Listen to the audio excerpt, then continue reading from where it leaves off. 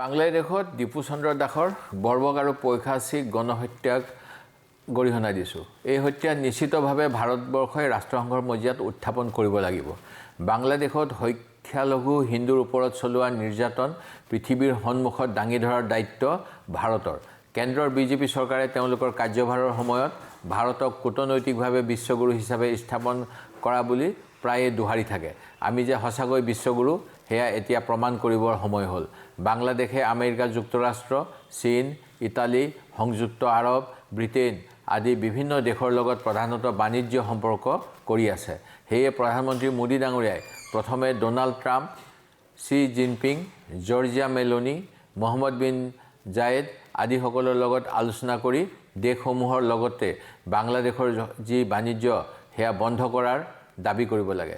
যিহেতু প্ৰধানমন্ত্ৰী মোদী ডাঙৰীয়াই এওঁলোকৰ লগত মধুৰ সম্পৰ্ক ৰক্ষা কৰি আহিছে আৰু প্ৰায়ে এই দেশসমূহ ভ্ৰমণ কৰে, তেখেতৰ বাবে এই কাম কেতিয়াও কঠিন নহয়।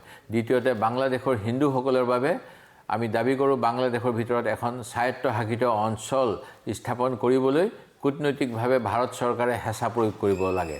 প্ৰধানমন্ত্ৰী মোদী ডাঙৰীয়াই এই পদক্ষেপ গ্ৰহণ কৰাৰ সমৰ্থনত অসম ভ্ৰমণৰ সময়তে ঘোষণা কৰি দেশৰ হিন্দু সমাজক আশ্বাস দিয়া উচিত।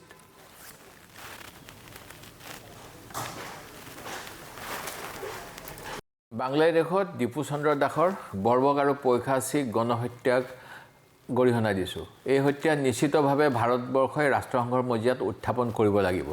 বাংলাদেশত সংখ্যালঘু হিন্দুৰ ওপৰত চলোৱা নিৰ্যাতন পৃথিৱীৰ সন্মুখত দাঙি ধৰাৰ দায়িত্ব ভাৰতৰ। কেন্দ্ৰৰ বিজেপি চৰকাৰে তেওঁলোকৰ কাৰ্যভাৰৰ সময়ত ভাৰতক কূটনৈতিকভাৱে বিশ্বগুৰু হিচাপে স্থাপন কৰা বুলি প্ৰায়ে দোহাৰি থাকে। আমি যে সঁচাকৈ বিশ্বগুৰু সেয়া এতিয়া প্ৰমাণ কৰিবৰ সময় হ'ল। বাংলাদেশে আমেৰিকা যুক্তৰাষ্ট্ৰ, চীন, ইটালী, সংযুক্ত আৰৱ, ব্ৰিটেইন আদি বিভিন্ন দেশৰ লগত প্ৰধানতঃ বাণিজ্য সম্পৰ্ক কৰি আছে।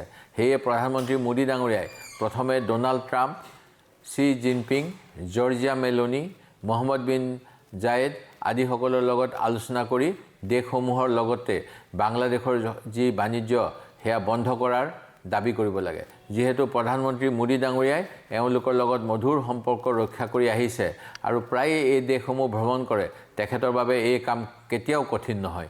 দ্বিতীয়তে বাংলাদেশৰ হিন্দুসকলৰ বাবে আমি দাবী কৰোঁ বাংলাদেশৰ ভিতৰত এখন স্বায়ত্তশাসিত অঞ্চল স্থাপন কৰিবলৈ কূটনৈতিকভাৱে ভাৰত চৰকাৰে হেঁচা প্ৰয়োগ কৰিব লাগে। প্ৰধানমন্ত্ৰী মোদী ডাঙৰীয়াই এই পদক্ষেপ গ্ৰহণ কৰাৰ সমৰ্থনত অসম ভ্ৰমণৰ সময়তে ঘোষণা কৰি দেশৰ হিন্দু সমাজক আশ্বাস দিয়া উচিত।